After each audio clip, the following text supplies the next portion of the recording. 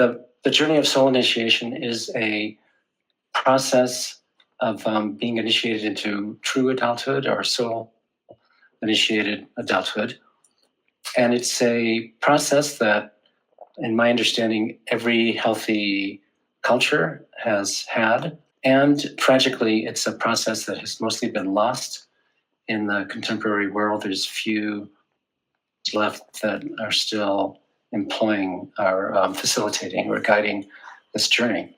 The point is to have an encounter with our soul and for our egos to be shapeshifted from adolescent ego, which is a socially oriented ego, to an adult ego, which is a person who understands the unique place that they were born to take in the larger Earth community and has found a way to serve their people and the greater web of life in the way that they were born to do, the unique way they were born to do, which in some traditions is called our original instructions, what we were born to do in this life. The goal of the journey, or the descent to soul, is to have that encounter with that unique place, which is what I mean by soul, that unique niche in the larger web of life, and then to be reshaped,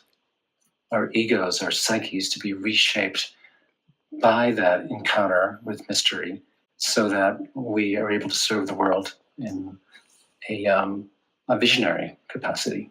Descent to soul happens at least once during the journey of soul initiation, and it can happen more than one time, and it can even happen one or more times after the journey of soul initiation. But the descent to soul is you might say, the core spiritual adventure that happens during the journey of initiation. The first phase is preparation, and that can take some time, many months or even years for people in the contemporary world, because our contemporary societies don't prepare us for this spiritual journey that goes downward towards soul. In a healthy culture, our whole life up until the first descent would be a type of preparation. But in the contemporary world, where we often have essentially, they're developmental deficits. There's some of these personal, innate human resources that we haven't cultivated as much as we need for the descent. And they include, there's many, but they include things like cultivating what we call the 4 facets of human wholeness that we're each born with. But unless we have had support in cultivating them, they're often not as strong as we need them. And this includes, but is not limited to, our 4 ways of knowing as humans, which are thinking, sensing, feeling, which includes emotions, and imagination. And take the next step. You call this dissolution. That's the fall into the actual canyon. The other metaphor we use for the descent to soul is what happens for a caterpillar in a cocoon. And once the cocoon is sealed up, the caterpillar's body literally dissolves, becomes soup. And for humans on the descent, what happens for us is our identity, how we understood ourselves, and even what the world is, dissolves. Sometimes it's called dismemberment experience. But it's a loss of our connection to the way we had identified ourselves before, in terms of social role or religious orientation or spiritual discipline or career or job. But it's even more intense than that, actually. It's a loss of our belief that we could ever identify ourselves in any kind of core way, again, in terms of career or creative project or social role, but realizing that we are on our way towards an encounter with mystery that will show us the unique ecological niche we were born to take in this lifetime. It's very scary, especially if you don't know what's happening for you, which the descent to soul only happens for a minority of people in the contemporary world, because it won't happen until we're psychologically and spiritually prepared. But when it does happen for someone who doesn't hasn't been told about it and doesn't understand what's going on. It's extremely frightening. And people often will seek support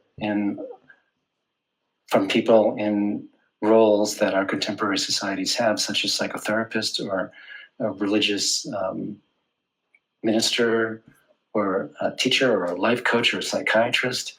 And most everyone in that role would not understand what's going on for you either. And in their best attempts to help you, they would actually end up often aborting the journey. That's kind of the apex of the journey, but it's really the nadir of the journey. It's the deepest part.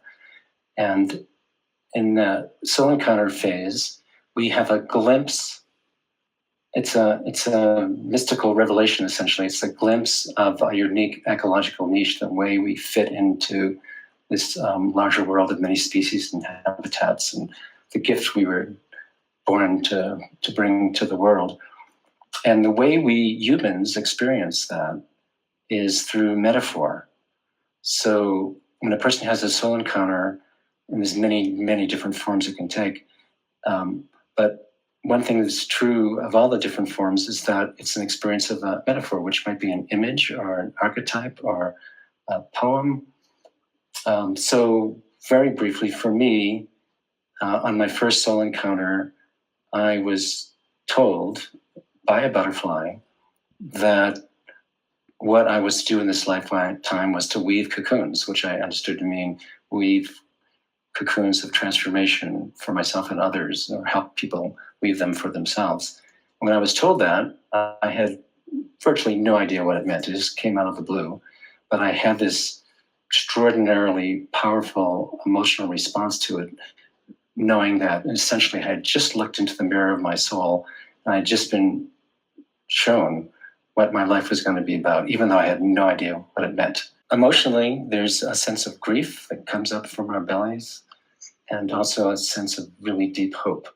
And it's a hope because there's a sense that I was born as someone who could actually have something to contribute to our world at this time. And of course, at this time, we're in the midst of multiple global crises. So there's that joy and hope of that. And there's grief that we didn't know about it before, and that our culture didn't even prepare us for something like this. And then there's also a sense of a blessing. Just receive the deepest blessing I could possibly receive, and simultaneously the greatest possible burden. In some ways, it feels like a violation that everything I thought my life was going to be was wrong. And I have been charged with doing something that I feel completely inadequate to be able to do. And that's because at first the ego thinks it has to own this thing, which it can't. The ego is just an agent for it. Wow. So that's part of what it feels like. It's a very big moment, this sense of blessing and enchantment and having a really big responsibility. When that caterpillar has dissolved into soup, then these cells that have been in the caterpillar's body all along, and the caterpillar didn't know about it, biologists call them imaginal cells. And imaginal is actually a biological word that refers to the adult moth or butterfly, which is known as the imago. So the imaginal cells are the ones who know how to construct a butterfly body out of caterpillar soup. And so with humans, we have this soul encounter, this glimpse, we call it a mythopoetic identity. And in my case, it was the weaving of cocoons. And in metamorphosis for the caterpillar is when those imaginal cells go to work and construct a butterfly or moth body out of the recyclable materials of the former caterpillar. And for us humans, what's happening is our adolescent ego, which was all about belonging to our peer group and our sexual or gender identity and our career, and our social roles and so on, it gets reshaped during this phase into an adult ego, one that is capable of embodying its unique gift to the world. One whole category of practices we call experimental threshold crossings. But there's others. And so it's not just patience, it's very actively engaging, being in conversation, you could say, with the soul encounter, with that mystical vision, and supporting it to change you, change the ego. Enactment is when we begin to make initial kind of experimental attempts or embodiments of our unique ecological niche of our soul purpose, which is to say that we dedicate ourselves to serving others, even before we've learned what we call an adult delivery system for our soul. We just, in any of the everyday circumstances we find ourselves in, we are constantly asking ourselves, how can I, in my case it was, how can I embody cocoon weaver and in a way that would be of service to others? And by doing that, it amplifies and continues the shape-shifting of the ego. The descent to soul is not a healing experience. It's not a therapeutic experience. It's not another way to become whole. It's actually, I like to say, in order to be really frank with people, it's counter-therapeutic, which is to say that the journey of soul initiation or the descent to soul will disrupt or undermine your current adaptation in terms of vocation and social role in order to find this deeper identity. But it leads to, when I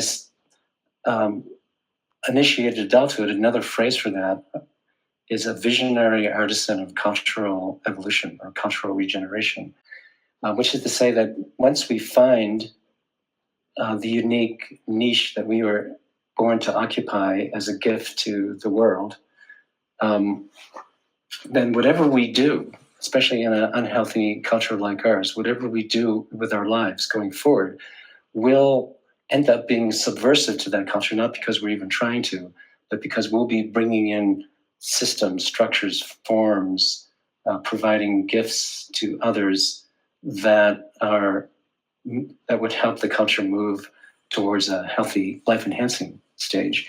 Even in everyday language, when we use the word soul, we're talking about something, we're alluding to, we're trying to connect with something that has to do with our depths, with the deepest meaning of our lives or the deepest purpose of our lives. That's the sort of thing that we mean by soul. Well, if you think about it, the place we were born to take in this lifetime, what could possibly give us more meaning or purpose? And so I came to the conclusion that the reason that Western psychology and Western religions have had such a hard time with this concept of soul, the reason why it turns out to be so nebulous and used in so many different ways, is because of our cultural disconnect from nature, both from our inner nature, which I call soul, and the outer nature, the larger, more than human world. And I think that's why we had, in the Western world, we had trouble understanding that this word soul is really helping us connect with the larger web of life. It's an ecological concept. We often say at Animus that if a primary goal for you is to enhance your safety, socially or psychologically or spiritually, this is not the journey for you. You're not quite ready for it yet. Another way to say that is that this journey is not safe. It's not good for your social relationships, at least for a while. And it's not good for your career if you are on a career trajectory. And it's psychologically dangerous and spiritually dangerous. But still, if we understand, or take your question, Christine, just a little bit differently and say, well, how could you make it safe enough so that there's actually a chance of success? And the general answer is do as much preparation work as you need to. Don't rush it. You want to get to a place where you feel really resourced. And by the way, the descent to soul is not for people who are dissatisfied with their life, or who are depressed, or who are in really challenging places. The descent to soul happens for people who've actually had great success in their social life and often their vocational life. And then they reach this point where they realize that's not enough. Life has to be about something more than this, about rising, to the top of the corporate ladder or becoming famous or having lots of friends. It's got to be something more than that. Mm-hmm. And that's when mystery grabs us by the ankle and starts pulling us down. And it's not a safe journey, but if you're prepared, it goes much better than it would otherwise. And there's lots and lots of joy on the journey. It's one of the people will regularly say it's the most engaging, joyful, mystical, enchanted experience they've ever had.